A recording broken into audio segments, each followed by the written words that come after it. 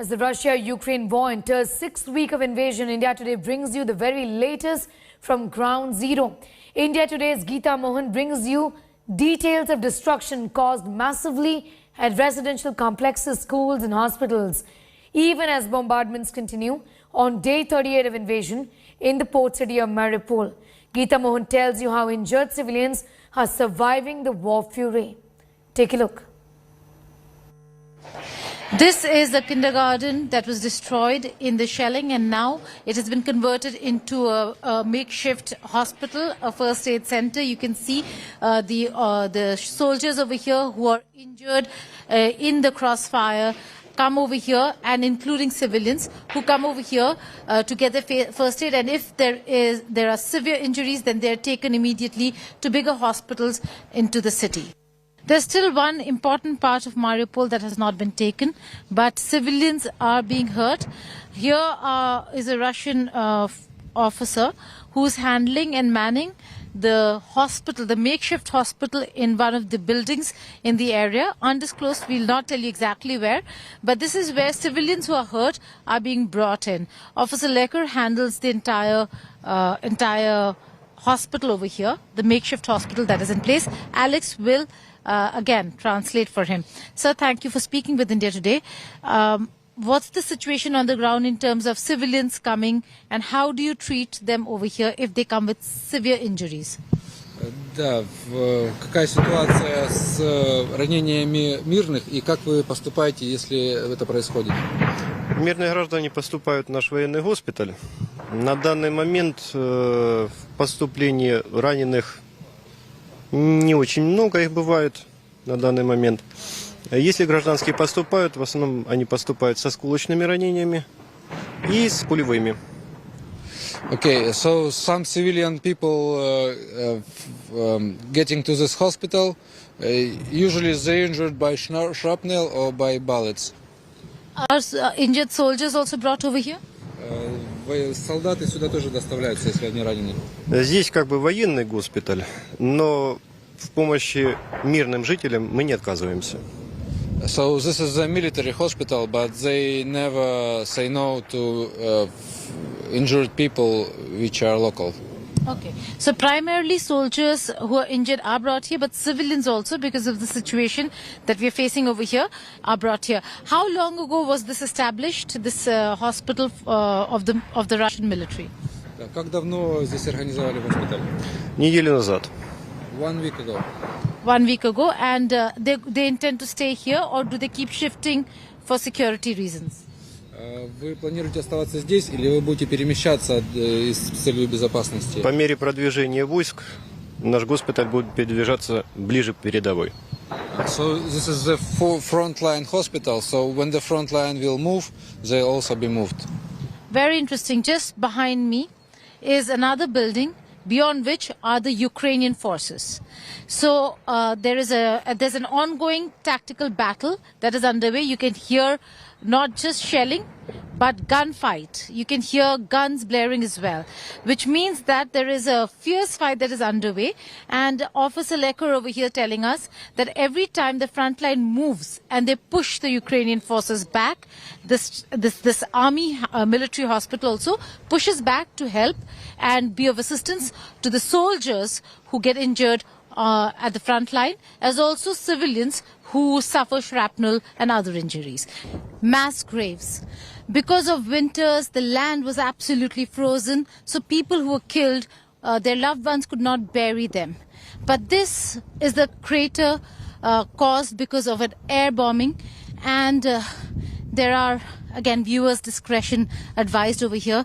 There are corpses, remains of people who have been put in this very same crater because they could not dig the ground to bury their loved ones. In Mariupol, with video journalist Satya Rautre, Geeta Mohan for India Today.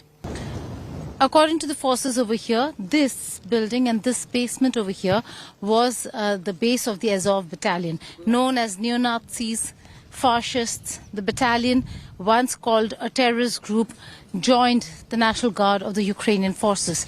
And now we'll go in to see what it has. They say that they're disturbing visuals there because a woman was tortured. There are documents that they've left behind. So we'll just go in to see what's in the basement. So they dropped their clothes here, Ukrainian clothes of their uniform. They took it out. They took it from themselves and ran away as locals. You see there. Okay, so they changed. They were living here. Yeah, This was their base. Yeah, And then they changed into civilian clothes. Yeah, you see the Ukrainian And flag. left. Okay. Some bullets they just threw.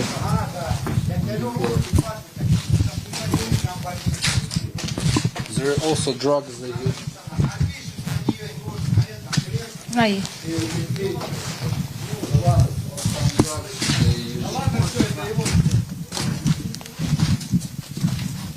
So this is the base that has been burnt down. They say that this was the base of the Azov battalion and that it was used to torture people as well. There are these iron barricades. We do not know what the purpose of it really is, but apparently this is where a woman was found, her body tortured with a swastika on it.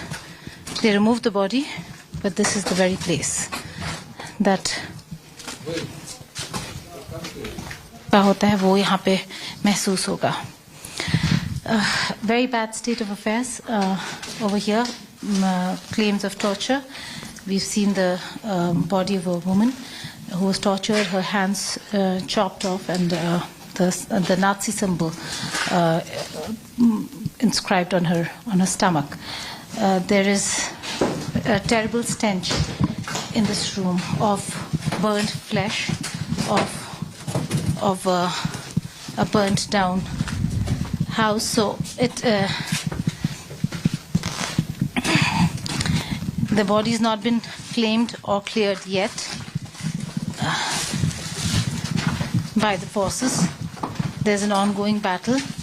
Even in the streets we saw people who are dead, and there's nothing much that has been done. If you see over here, the entire place is burnt. There are rifles over here, helmets, everything burned down in the action against the Azov battalion.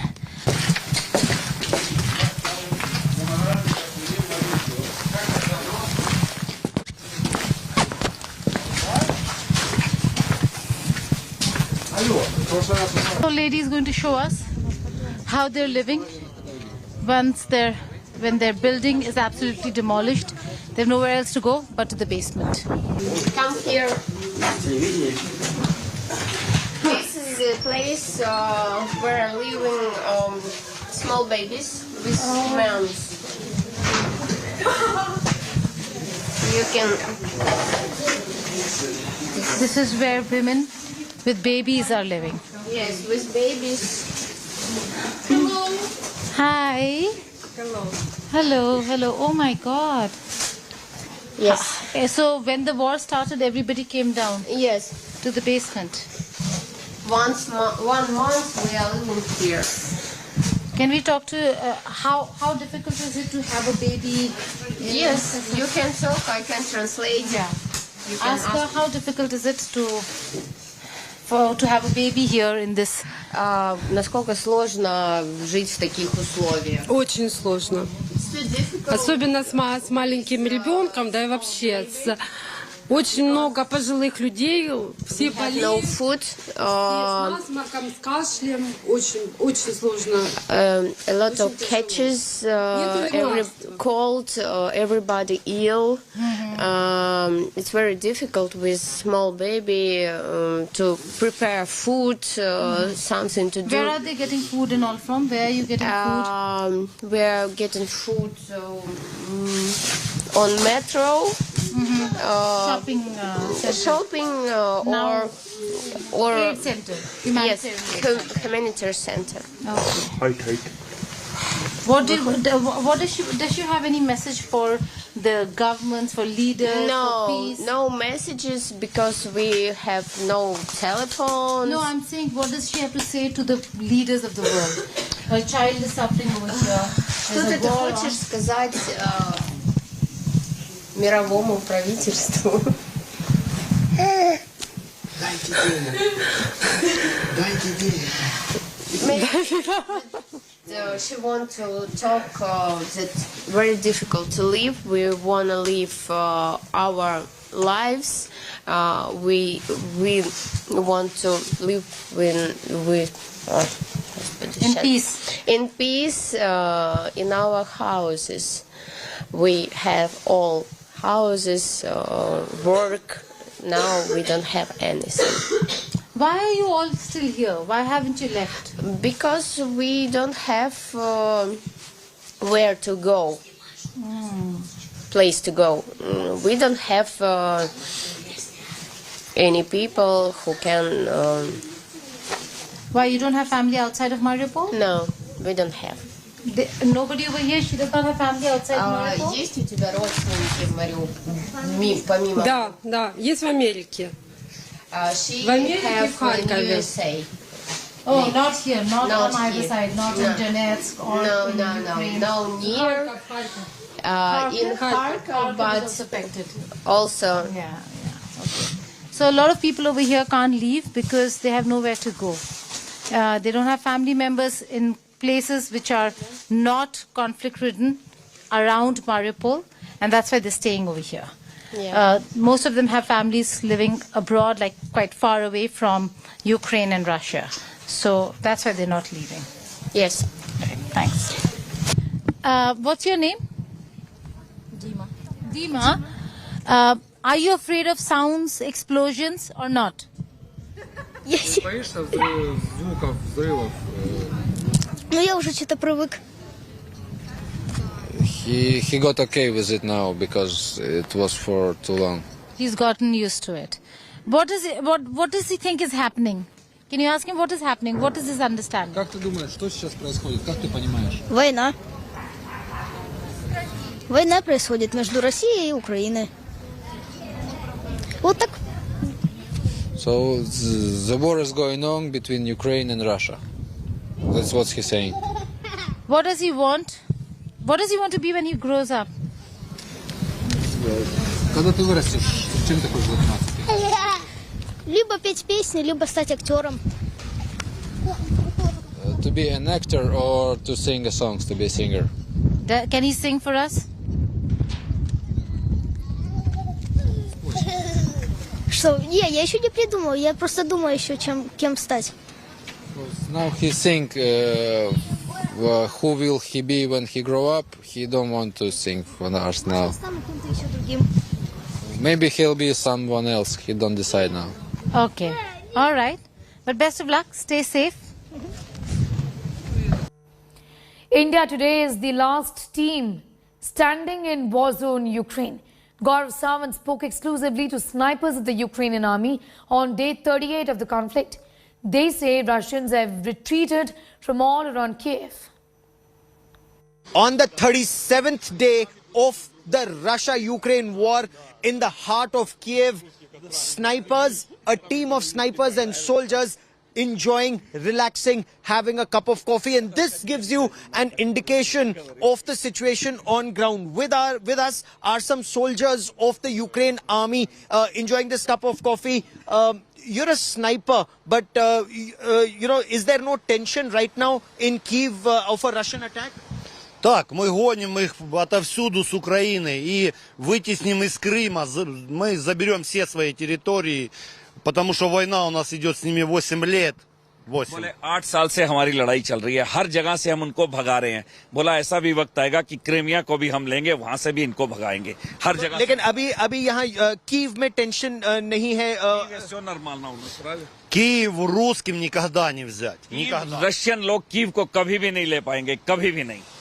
And if you look around, while there are a lot of soldiers here, but life also appears to be coming back to normal. There are a lot more vehicles on the road. Some shops are also opening. it is an indication that on day 37 and the smiles on their faces, you are smiling, that's an indication that they're on top of the situation. Потому что все любят, мы не боимся, правильно, да? Так, мы не боимся, наши военные украинские спалили им тысячи танков, машин जलाए हैं, इनकी गाड़ियां जला दी हैं बेतैर जो होती हैं और इनके सारे लोगों को यहाँ से भगा दी गया। हम बिल्कुल नहीं डरते हैं। फौज हमारी बहुत बड़ी और बहुत बढ़िया फौज है, हर आदमी लड़ने को तैयार है। And you're a sniper, 7.62, the range is 1 kilometer. Выполняем любые задачи, мы все мобильные, мы не только снайпера, а мы мобильные ребята, можем... सिर्फ हम स्नाइपर्स नहीं हैं, हम बिल्कुल पेट्रोलिंग कर रहे हैं हर जगह पर, जहाँ पे भी कुछ होगा हम लोग वहाँ पर पहुँचेंगे और वहीं पे मारेंगे। So if you just look, can we just show your weapon? This is the sniper rifle. It's an old Soviet era rifle. 7.62 mm is the cartridge. The range is almost a kilometer. And the soldiers say, the soldiers of the Ukraine army, if you look at the insignia, this is the sniper unit which is deployed on ground. But right now, they say they're extremely confident because they've had success in neutralizing the threat, not just here in Kyiv, but also on the outskirts of Kyiv. Now they are relaxing. They're out for a cup of coffee because reinforcements have come in, additional weapons and systems have come in, and the Russian forces have withdrawn from around Kyiv and are said to be moving towards Belarus. Ukrainian forces are now digging in for better protection in the days and weeks ahead. With cameraman Lalit Mohan Joshi in Kyiv, Ukraine, Gaurav Sawant for India Today.